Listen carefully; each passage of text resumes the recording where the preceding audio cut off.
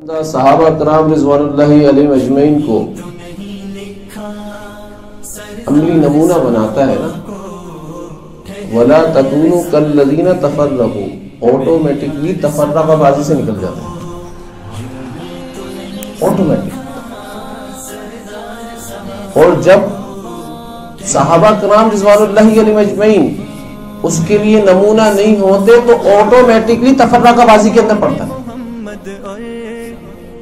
بعض لوگ اس تفرقہ بازی کا جواب دے رہے ہوتے ہیں تو ہم ان کو دیکھ کر کیا سمجھ رہے ہوتے ہیں کہ یار یہ بھی فرقہ واریت پھیلا رہے ہیں۔ ارے فرقہ واریت نہیں پھیلا رہے ہوتے، وہ جو فرقہ واریت پھیلانے والے لوگ ہیں نا ان کو جواب دینے والے ہوتے ہیں، وہ ان کو جواب دے رہے ہوتے ہیں، فرقہ واریت نہیں پھیلا رہے ہوتے وہ۔ تو یہاں پر تو فرما دیا گیا نا وَاخْتَلَفُوا مِن بَعْدِ مَا جَاءَهُمُ الْبَيِّنَاتُ، بھائی یہودیوں کی طرح جن کے پاس واضح دلیل آ گئی تھی، واضح دلائل تھے، تو صحابہ کرام کے بارے میں بھی واضح دلائل قرآن کے اندر موجود ہے، پھر ان کے بارے میں اختلاف کیوں رکھتے ہو بھائی؟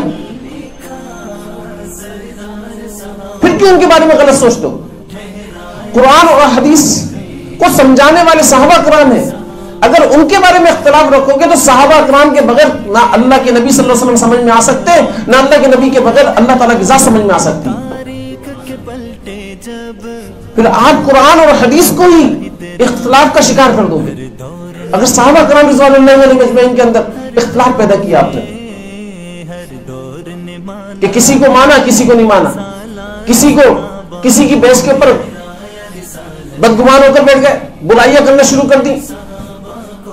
آپ کو پتا ہے صحابہ کرام رضوان اللہ علیہم اجمعین 1,24,000 ہے اور انبیاء علیہ السلام بھی 1,24,000 ہے کم و بیش۔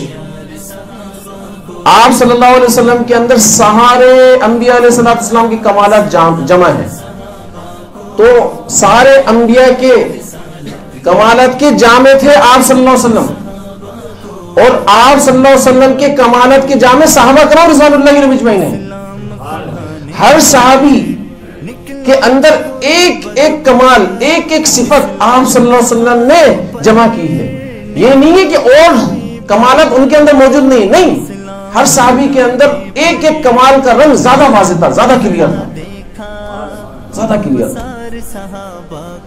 تو لہذا اب صحابہ کرام کو جمع کرو، سمجھنا اس بات کو، صحابہ کرام کو ساروں کو جمع کرو تو یہ بنتی ہے نبی کریم صلی اللہ علیہ وسلم کی ذات۔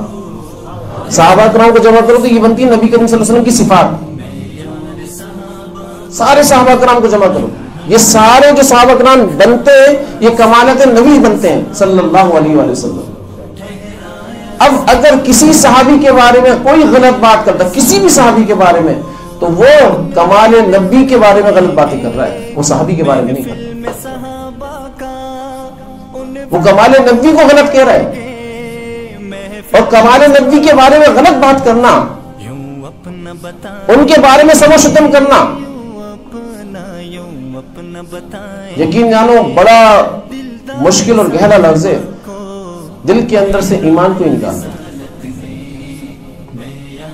دل کے اندر سے ایمان کو نکالنا۔